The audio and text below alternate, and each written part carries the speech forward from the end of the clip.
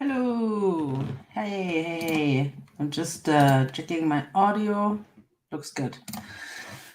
Hi, everyone. And by everyone, I mean no one. I am back from some, I wouldn't call it vacation, because I had to visit the folks for a pre-Christmas get-together so I can stay at home for Christmas. Which I should actually make a song about that. Staying home for Christmas.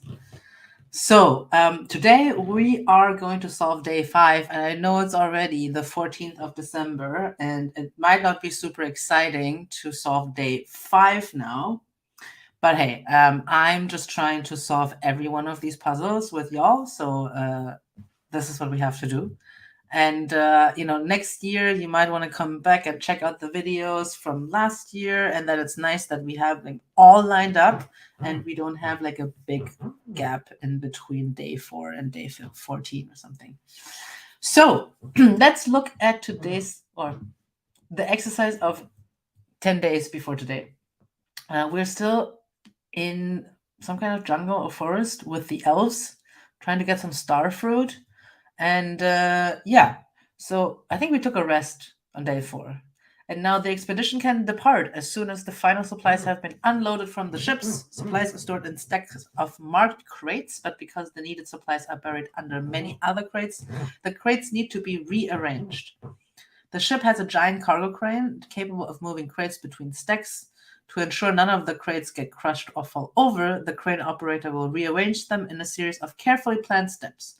And by carefully planned, probably means just whatever naive idea comes into his mind first.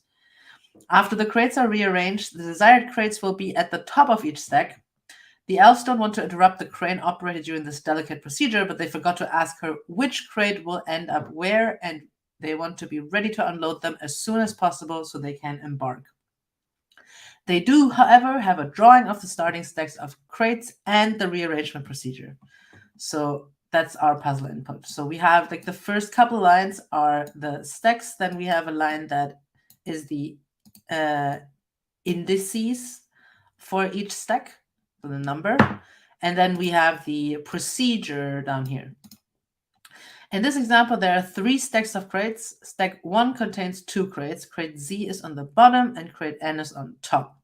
Stack 2 contains 3 crates from bottom to top. They are crates M, C, and D. And finally, stack 3 contains a single crate P. Then the rearrangement procedure is given.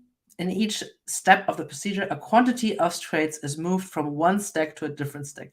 In the first step of the above rearrangement procedure, 1 crate is moved from stack 2 to stack 1, resulting in this configuration. We're moving the D crate from 2 to 1. In the second step, 3 crates are moved from stack 1 to stack 3. Crates are moved one at a time, so the first crate to be moved ends up below the second and third crates. So we'll just reverse the order here. Then both crates are moved from stack 2 to stack 1. Again, because crates are moved one at a time, crate C ends up below crate M. Finally, 1 crate is moved from stack 1 to stack 2. The elves just need to know which crate will end up on top of each stack. In this example, the top crates are C in stack 1, M in stack 2, and Z in stack 3.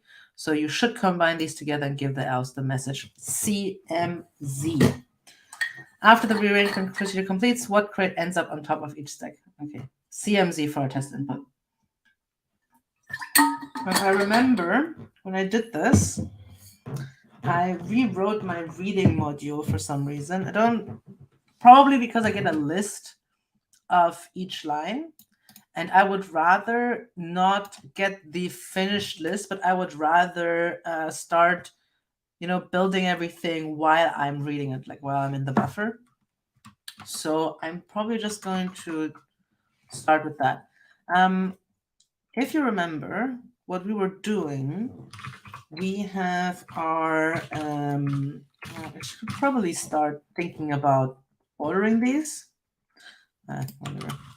So I have my test here, day 5 test, and then I have a input file.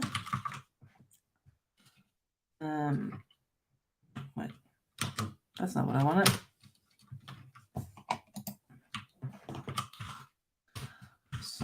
day 5 test input, and the test input is this.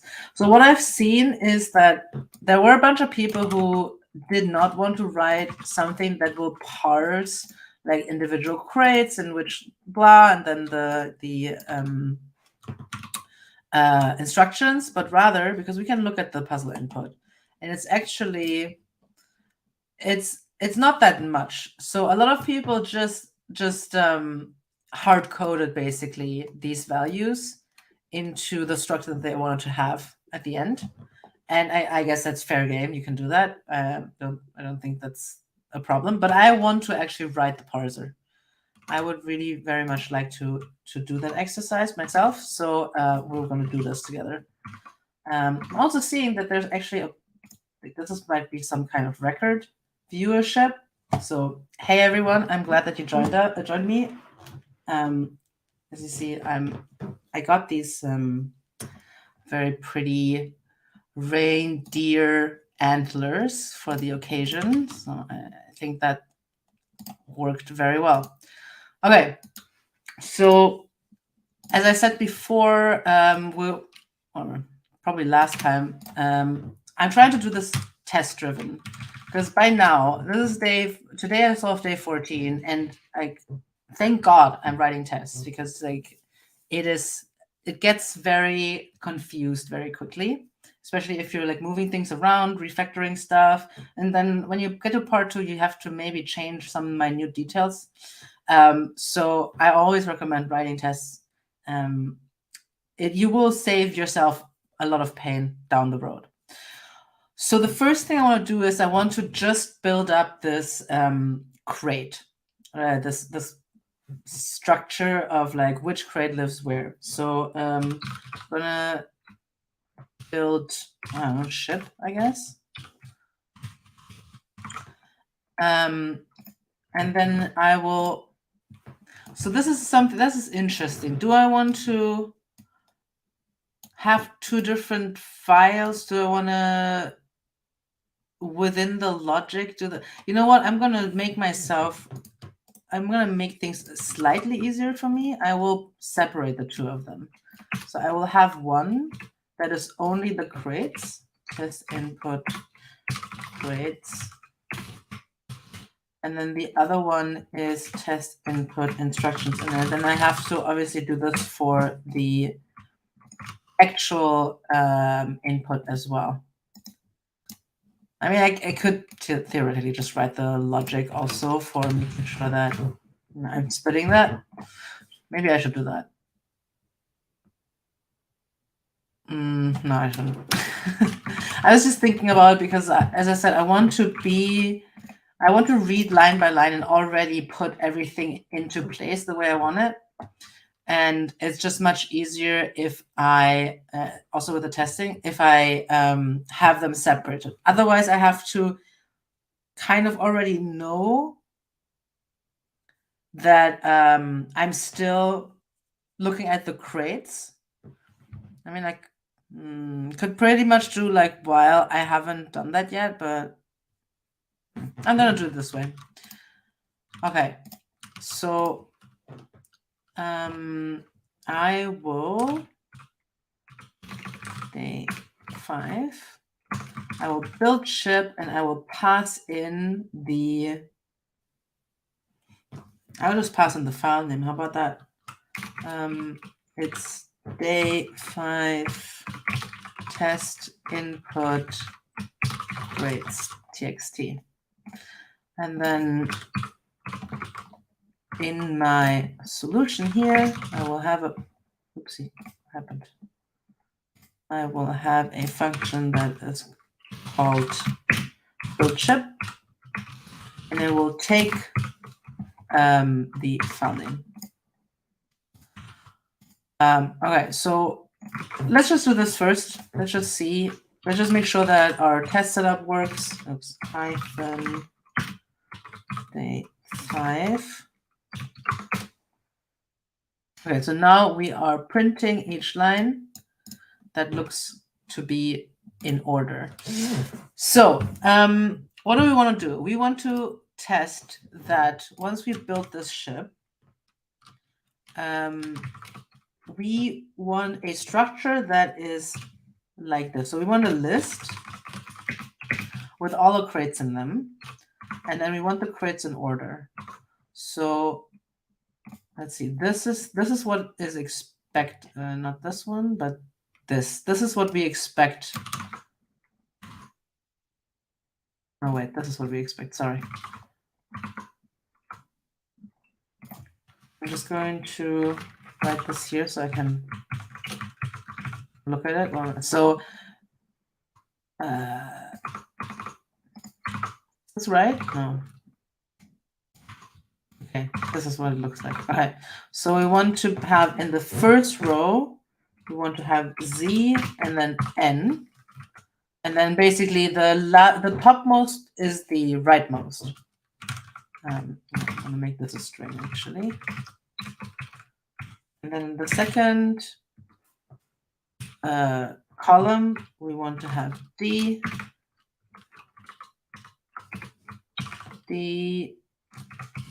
C, and M. Oh, Copilot's already telling me, hey, do you want this? Yes, I do want this. Thank you. So this is the structure that we want in the end. And we will tell our test to compare the two and let us know that these are the same. So it's failing now. So as I said before, when you write tests, ideally they should fail first. So you know that your test setup is correct. That it will. It's better to have like false positives. So tests that fail when they shouldn't fail, because then you know, oh, something's wrong. I have to fix my code. Whereas if you write tests that are always green, maybe sometimes you just set your test up wrongly, and then you're not catching all the edge cases. So you know you made a mistake somewhere, and you just return kind of the correct number, and you're not getting to the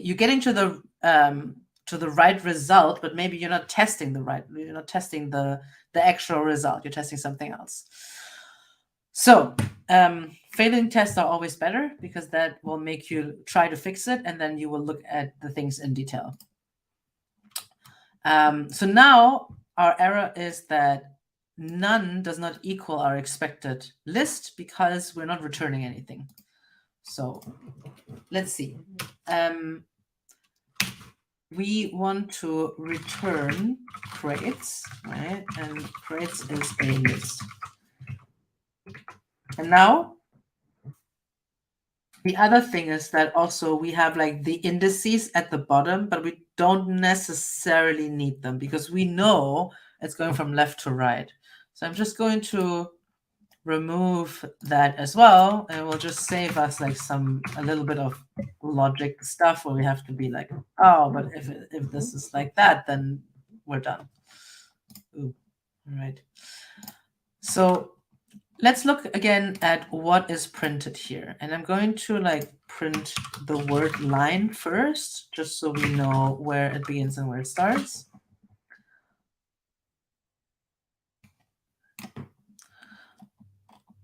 Okay, so our first line is a bunch of white spaces and then D, and then this is a bunch of white spaces and like this.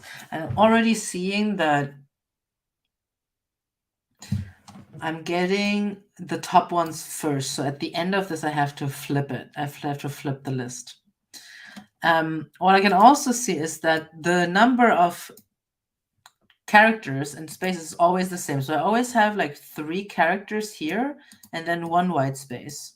So I already know that everything that's on index 1, right?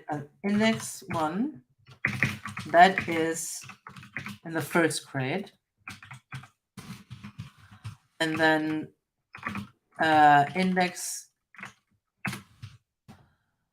1, 2, 3, 4, 5 is in grade number 2, and then 5, 6, 7, 8, 9. 9 is in crate number 3. So what I can see is that it's always 4. So I start with 1 and I add 4, and then I get the second number. And even if there's nothing left here, then I still get some white spaces. So let me just check it here, right? So these white spaces, they always exist, even if there's no crate here. So I can rely on that. And what I can do here, I can go through the loop. So for each line, and then I want to go through a loop where I want to check the index, and it should be in a range where I start with 1, right? Because I know the first value should be at 1.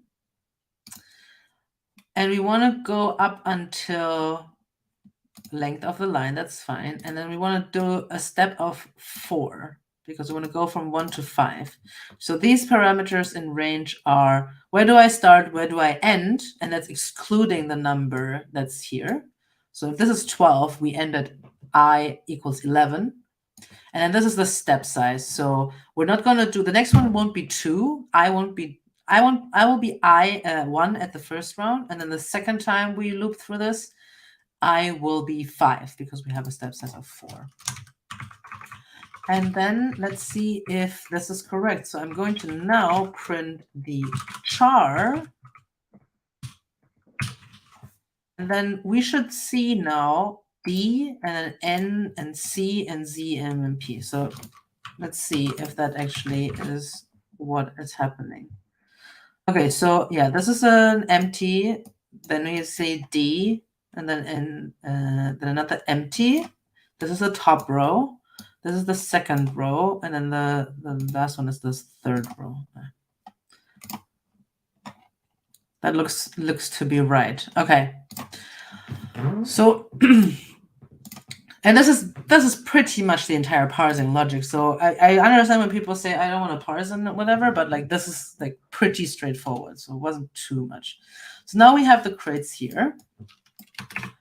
And then we want to add them now to the right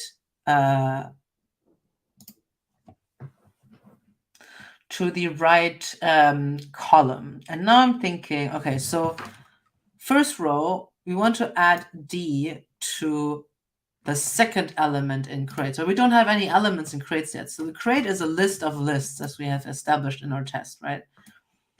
But the second crate doesn't exist yet. So what do? We could just create the number of crates at the beginning. And we know the number of crates because we know the length of the line has to be divisible by 4, I think. Let's try this out. So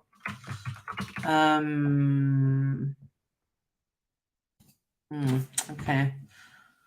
I guess it would have been nice to have known the number of lines there. So how do I know that now? Because when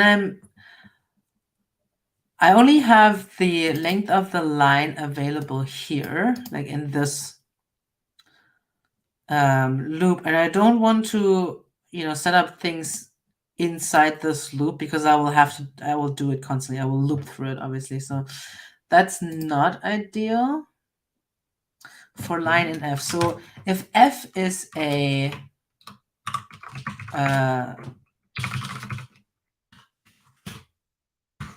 let's see what F is. What is F? Nothing. Not saying anything. Why is it not saying anything? Not even printing file. Not even printing the word. Oh, there it is. Okay. Can I get like just the first line or something? Probably not. Read line.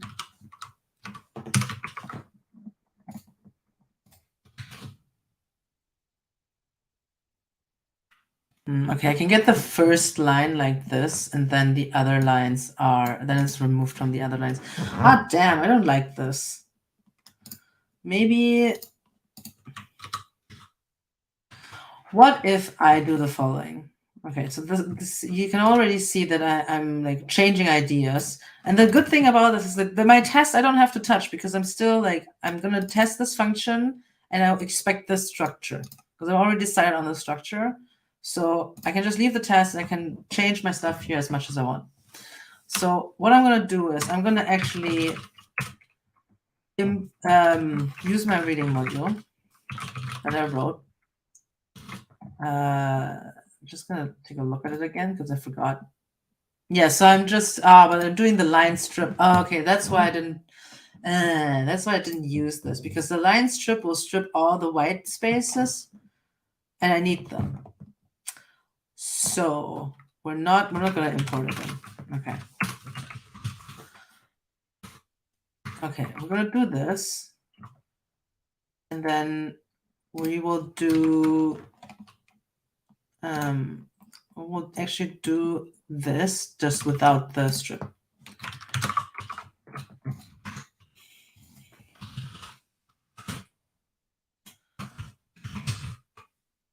And then we will just do data read lines, right? So we just have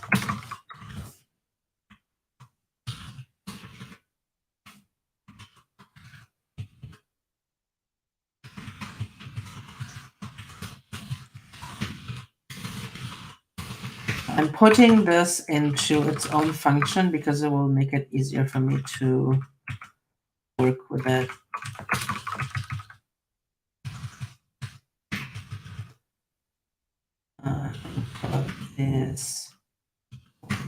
Okay. So now I should just get all the inputs like this. Okay. And then, yeah, it's not stripped, so I still have this this new line thing at the end. Okay, you know what? While I'm at this, I can also reverse the order, and then I will get the crates on the bottom first, which is good because that's how I want it, right? And then we'll read it first, and I don't have to reverse the at the end. And I will get the crate indices at the beginning, which is nice to have.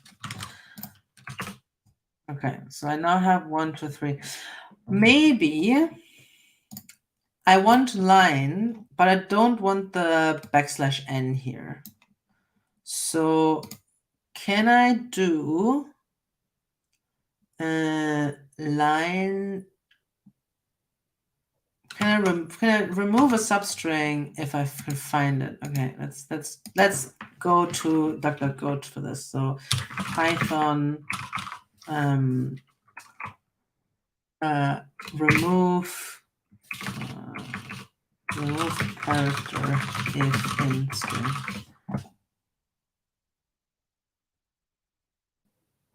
I mean, I know how to remove a character from a string, but so the easiest way to do it would probably be if line ends with \n, then I want to do line everything until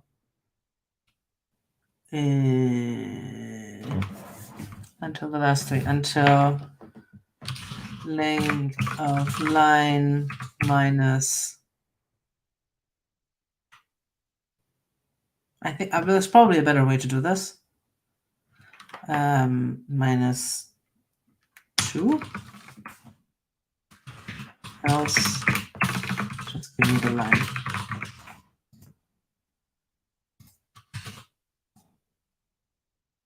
This is invalid syntax. So is it, what if it's the other way? Is it this? If that? That's completely wrong now. Line is not defined. Oh, it's here.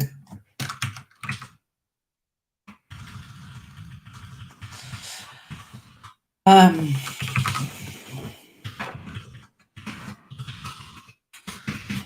just gonna make it even easier for myself. I will do I don't know if it's actually easier. I don't want to do strip. I just want to remove my line.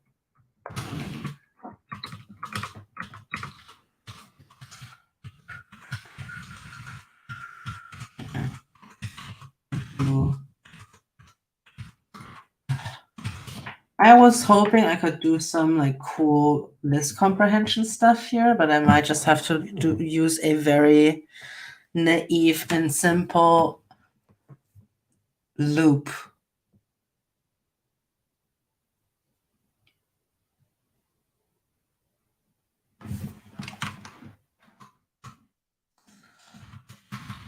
Remove specific characters from a string in Python. There it is. Line replace. Strings in Python are mutable, can be with the effect of to create a new string rather than changing the old one. You need to rebind it to line. Okay. That is actually awesome. Okay, so we're gonna do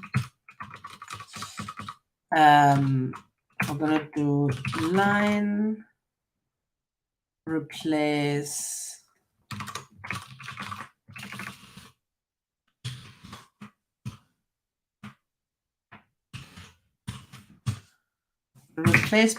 \n with just an empty string.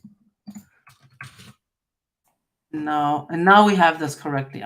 Perfect. Okay, this is perfect. Okay, so the first thing we want is that the first one gives us the number. And we can obviously just read it, but I think it's easier if we just like figure out the length of the input and then just like divide it. So the length of the input is no, not length input, first line, not the entire input. 4? That seems 11. So we probably divide it by 3 and then just like round it down. So we know that the number of crates is length of the input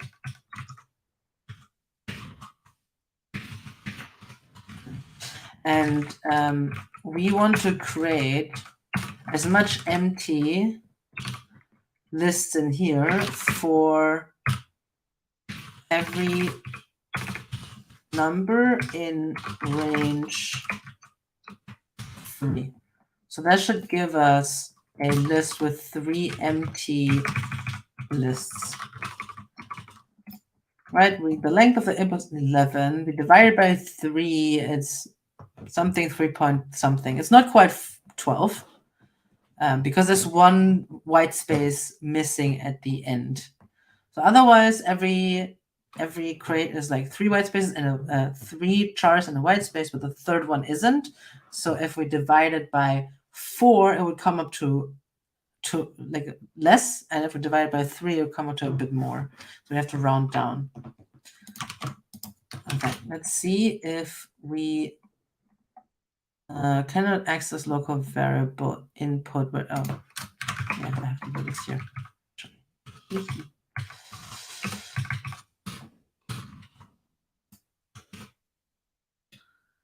Yes, okay, so now we have a list with 3 empty lists in there. And actually, you know what? Now I realize we don't actually need that last line again. So I'm just going to remove it. We're just working with the length now, so we don't need the indices actually. Okay. All right. Our input is now ready to be. I spent like 30 minutes on the. Okay, so you remember when I said, "Oh, the freaking parsing is super easy"? Well, spent half an hour on it now. Okay, So we have the input ready to go. And as I said before, oopsie, oh my God. Before, we know that for line and input, we want to use the range. We start 1. We want to go through the entire length of the line, and then we have a step number of 4. And I'm just going to print everything just to make sure that everything's still correct. And I didn't fuck anything up in the meantime. Oh.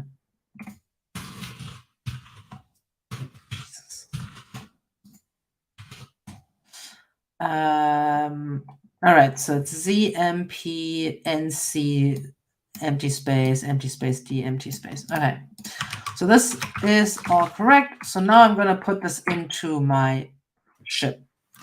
The way I'm going to put it in now is that I is giving me nothing. I is the index in the line, but I need the index for the crate, which I will just call C. C starts as 1.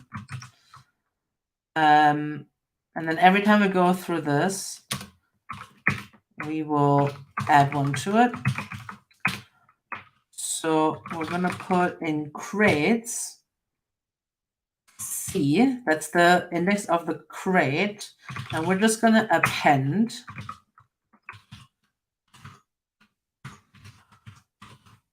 so we should get everything in the right order already. Index out of range. Why is the index out of? Oh wait. Oh, it starts with 0. Okay. So wait. No, that's not our input here. I don't want that anymore. I want to look at my crates now.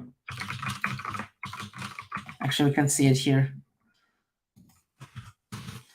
We can see it in the return value because this is already checking that what I'm giving back is not actually what is in my expected. And that's because I'm putting putting white spaces in here. I shouldn't do that. So I'm only going to do if line is not a white space, I'm going to append. Otherwise, I won't append. And then it's the wrong way. This looks like I might have made a mistake setting up the test. It's ZNMCDP. And then what is my test? ZN. Oh, yeah, indeed. I did it the wrong way around. Just want to make sure that I'm not doing it wrong. Not doing the wrong thing versus MCD. Yes. Okay. Right. So we built this original ship status, and now we need to parse the instructions and then like move crates around for the instructions. So first we will we'll write the test for that. We need to parse the instructions. So I'm gonna just write a function that will only do that. And then our instructions look like this, right? So what I want out of it is I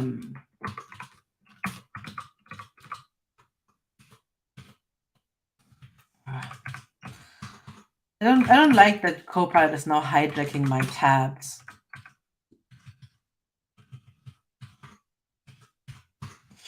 Okay, so what I'm now expecting is I want, let's say the first value is how many, and the second value is from where to where. From the second value is from where, and the third is to where. So 313, 221, 112. Okay, so this is the structure that of my instructions that I want. And I'm going to put this in there. Oh, everything's already done for me. Thank you, Copilot. Okay, so I have to now only implement the function. And now probably this is correct. I think this is, this is wrong. Or maybe not. It's because I was doing regex when I first solved this, but now I'm realizing I can use the same logic that I used for the crates, just counting the indices, because this is always the same, right? Unless, so this might be a problem, unless, if I have, move 10, then I can't just pick this char because I need both of them. So I'm just going to use a regex. That's just going to make things easier or more flexible, I guess.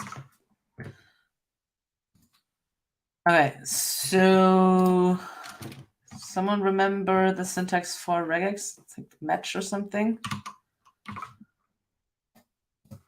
Python regex.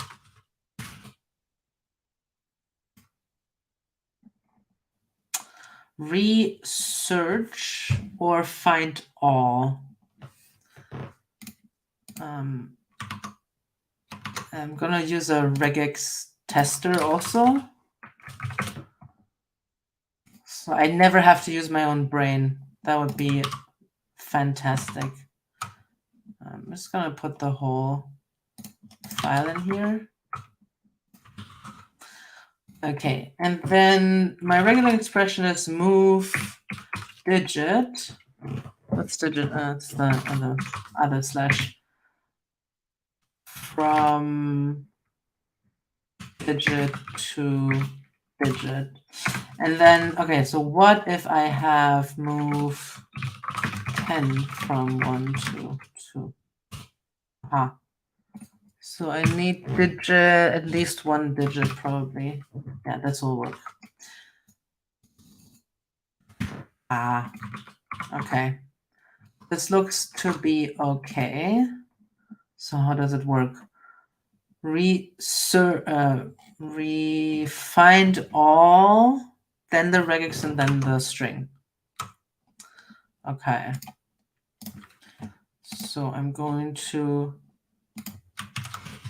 import, and then I'm going to use it here where find all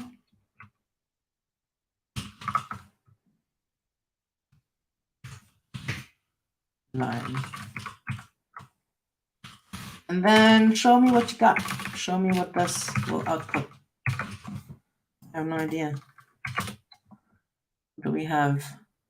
Maybe just get the entire string. That's not what I want. What if I use match?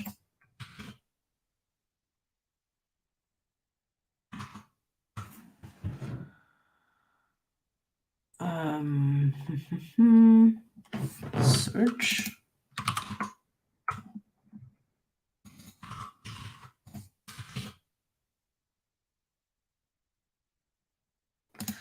I think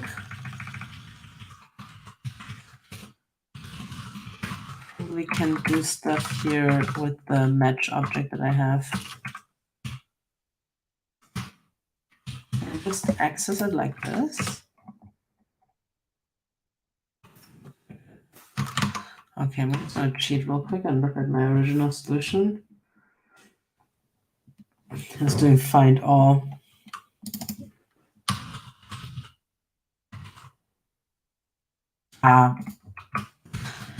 That's why I'm not returning the actual, because I have to put parentheses there to say, please actually catch this match and give it back to me. And then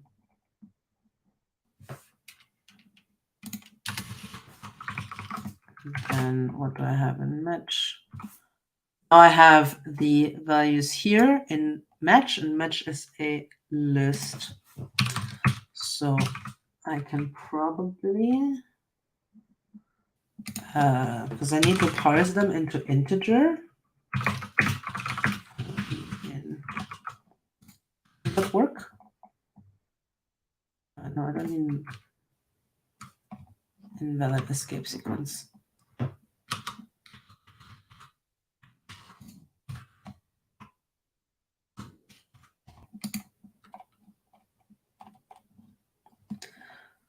Argument must be a string, a bisect, or a real number, not tuple.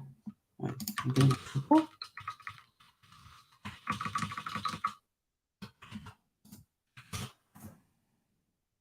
Oh yeah, it is a tuple. It's not. It's a tuple in a list.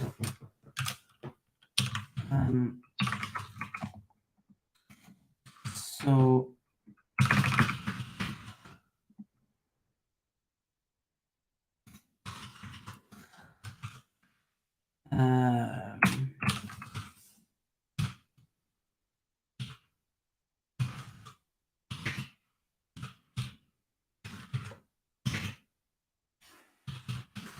yeah, this is a list, so I can probably just do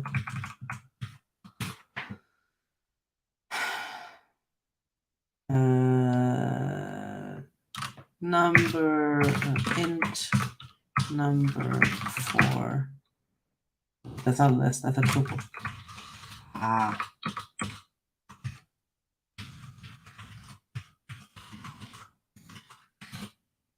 What do I get here? Now this is a list.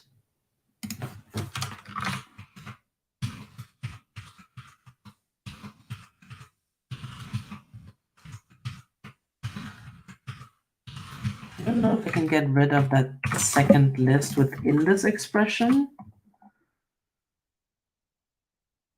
Probably not, because I have to, because this is a tuple. I mean, I guess I could.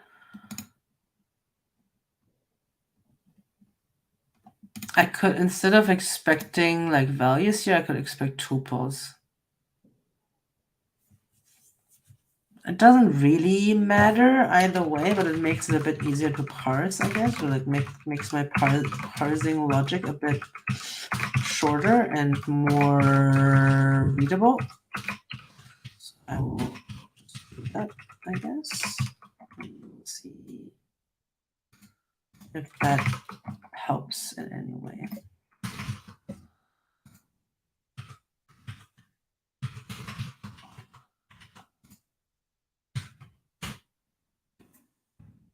One time that I didn't put on do not disturb, I do get an email. So okay, so now I have a list with one tuple in there. It's not too bad. I will just, what I will do is I will extend my, so if I appended it, I would append the entire list to my instructions, but since I'm extending it, it will just add the elements of the list into this original list. So that should work. Yes. Fantastic. Okay, so I have parsed my instructions. I have built my ship. Now maybe I can finally write my move. Do I want to write a separate test just to move stuff around? What was the exercise? The exercise was to which crate will stack on top of this. Yeah, why not? Move crate. So this is my original. So this is my original situation. Right. And then I probably want to test all of them.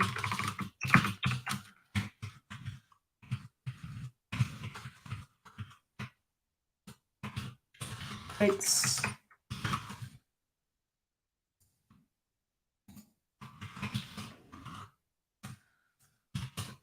And then expected is this situation. So P and Z and C and P. Yeah, you got it. Yes.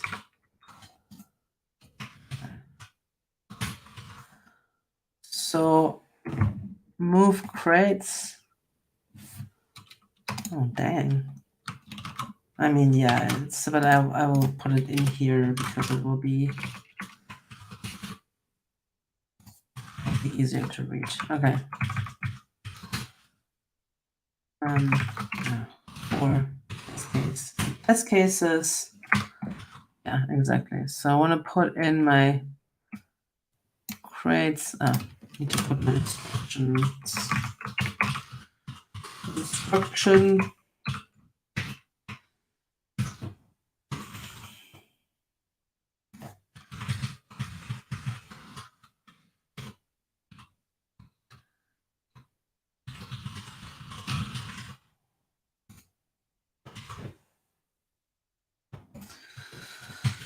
Okay, so this needs to fail because we haven't implemented that function yet. So we're going to do that. Crates. So what we're going to do is I'm just going to write it out first. So the count of the number of crates is here. So that's how often we have to loop. Then we have from and to, right? Okay. From crate to, right? And then what we need to do is for the number of times in count, we will take stuff from the crate, pop it. So pop gets us the crate, but also removes it. And then we just append it. I mean, like, yeah, that should actually be exactly what we should get. And then we return the crates. Okay, elements differ where we have D and no, that's completely wrong.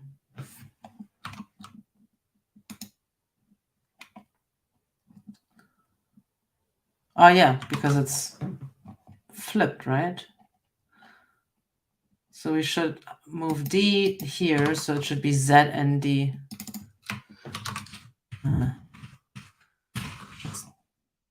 It's too smart for my own good. MCP, yeah.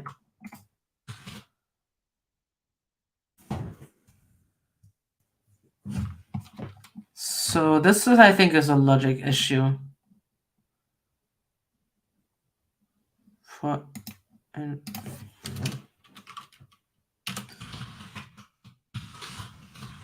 What is in my instructions? I'm just gonna do 1 from crate number 2.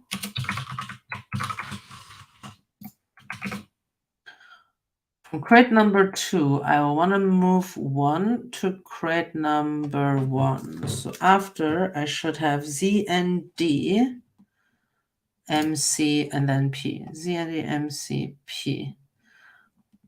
But then what I get is Z and MC, D, P. Also, this is wrong. Oh, I'm moving P. Oh, it's just stupid because yeah, it's -1 because the crates start with 1 and not with the 0. Here we go. Okay. All right. So moving crates works. So now let's do the entire test.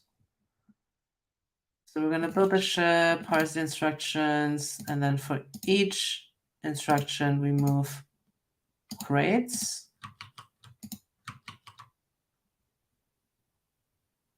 And then we,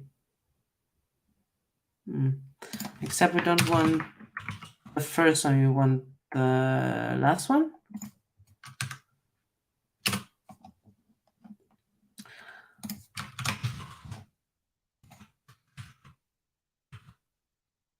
Hold on. Oh shit. This is the implementation of it already. Dang. It's way too smart for my own good. In this case, Copilot was.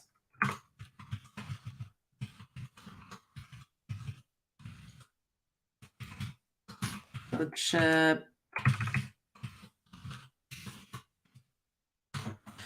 is completely wrong now because I should be focusing on my test first. So put it in here. I need to put in both file names now because I have input crates and test input instructions. And then I expect the result to be CMZ. And I hope it's still failing. Yes, okay, good. All right, so I will build my crate. I'll parse my instructions. So it's file name crates and instructions. And then here I will put file names crates, and here I will put file name instructions.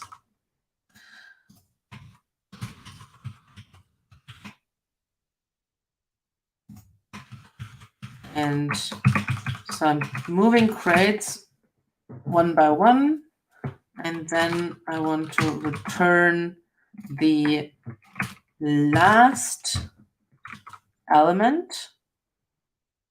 This is the top one, and I will join them on empty string. So I will just add them together. Now I'm getting a bunch of errors. No such file test input instructions. TXT. All right, here we go. The test was correct. Was green, so we can now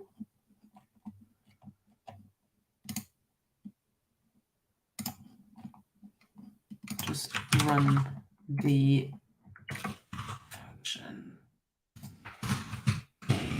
5. So I'm gonna put my 2 different files here. We have day 5 input crates.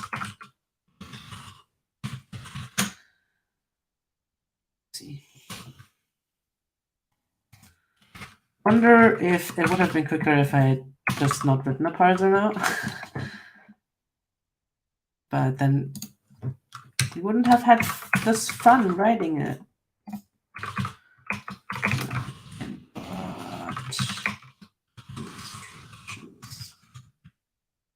Probably pass in just the name and then like attach input instructions and crates.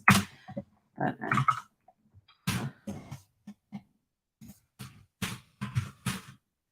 anyone still watching, by the way, or am I just doing it for myself? Oh, there's like one person. It's PyMaster. All right, so are we ready to go? Input crates. Close, but not quite.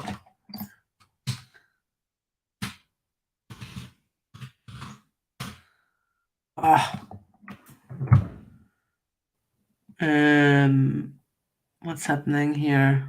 Index out of range? Is there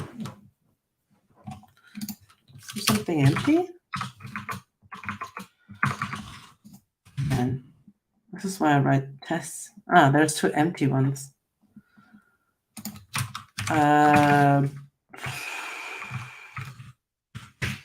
If crate, I mean, if crate is not empty. Just if crate exists, I guess. Now, crate is every column. So crate will always exist, but if length of crate is bigger than 0.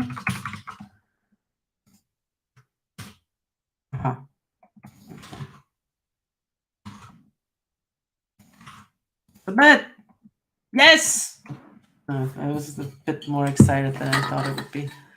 Okay. 55 minutes and we got one part. Let's see, what did you do wrong? As you watch the crane operator expertly rearrange the crates, you notice the process isn't following your predictions. Some mud was covering the writing on the side of the crane. You quickly wipe it away. The crane isn't a crate mover. It's a 9000. It's a crate mover 9001. Crate mover 9001 is notable for many new and exciting features: air conditioning, leather seats, an extra cup holder, and the ability to pick up and move multiple crates at once. The crate begins. Okay.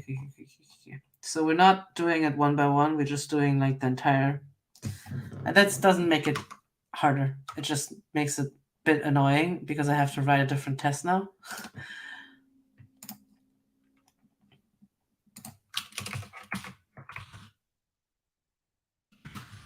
Test move crates together.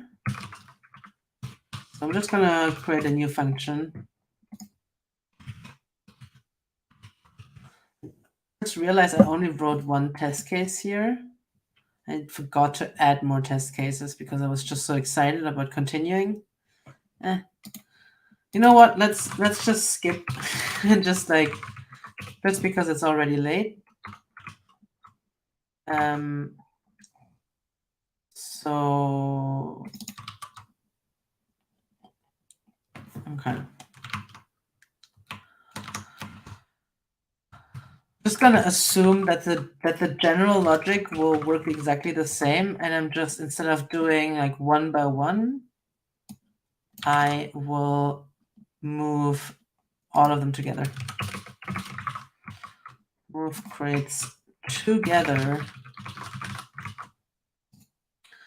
So here, instead of doing this for loop, I will pop the last couple, and I don't know if I can actually use pop for that. Probably not. I think pop will always just return a single element. Excuse me. Only one argument for its execution, and it's the index of the element. So what I need to do is actually I need to what I could do instead is it's to move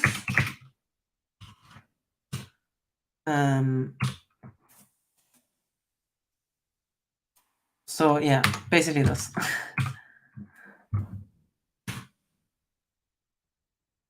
And that should give me all the crates I need to move. And I should write a test for this. It's very possible that I can implement this correctly, but then if I can't, I'm just gonna be super annoyed. Okay, so I want to start with this setup again, but then, okay, this is the same one as before.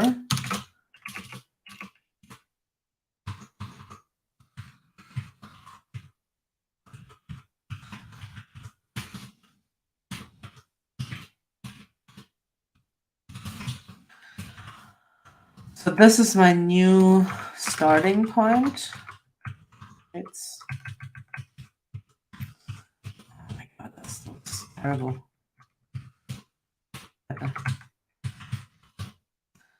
My instruction is 1.3.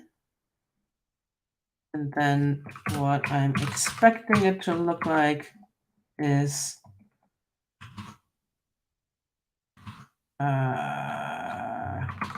first one needs to be empty. When it's empty, this 3 from 1 to 3. So we're looking like this. P, Z, and D. Exactly. Oh, wait. No, I made it. Dang it.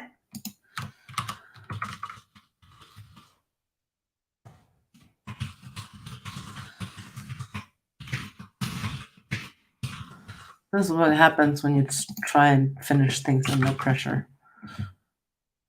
Okay, that looks right. Okay. So move crates together.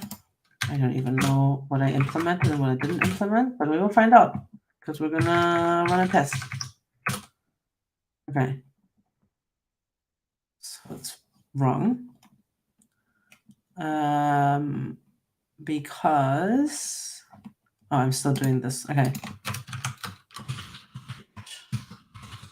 Let's see if I'm picking up the right crates here. So 3, the first different, yeah, that looks right. So it's just that. And then I will add crates to move.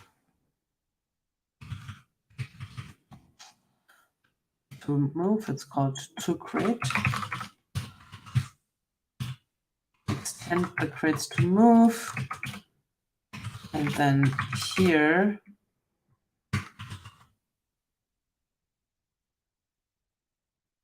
yeah, that should be right. So then I'm copying basically, yeah, I'm just removing the last couple of crates here.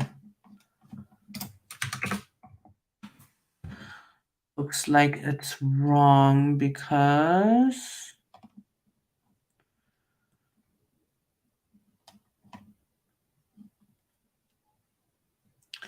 that's correct, but I'm only adding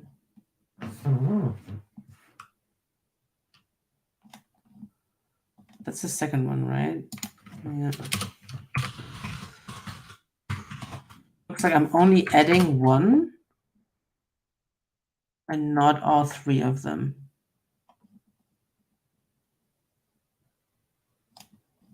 Well, what's going on? It's just Z. Oh, damn. So it's count from Z to the end.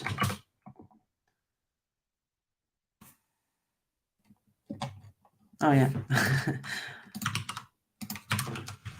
Let's see the beginning of my test because I didn't get any errors. Okay. Okay, so then test in part 2, basically, I'm doing everything except I'm just using this function, this other function, to move instead of move crates. I'm going to use move crates together. And the rest should be exactly the same. If I did everything correctly, we'll see. Except no, MCD, that's the, yes. Okay.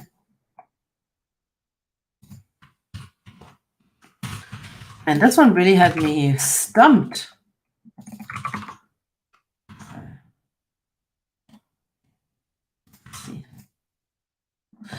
Yes. Okay. So I wasted half an hour on weird parsing and thinking, well, but this is not wasting, right? I made some decisions. I thought about some things about the structure and what's the best way to put the input in. In the end, I probably could have just started and without trying to be extra smart. But hey, in the end, we finished in 65 minutes. I think that is reasonable. That's a reasonable time to do it. So I will commit my stuff, and then if you want to, you can check out the repository on GitHub. Don't judge me for these terrible commit messages.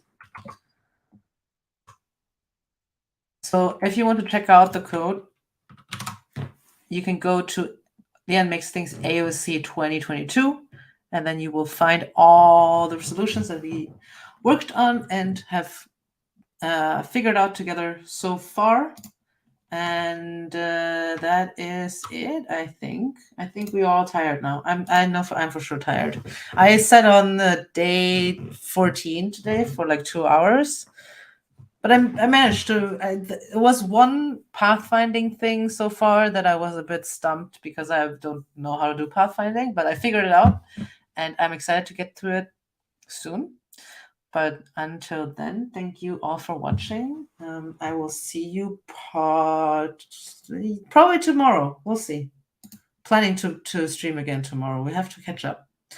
All right, everyone. See ya.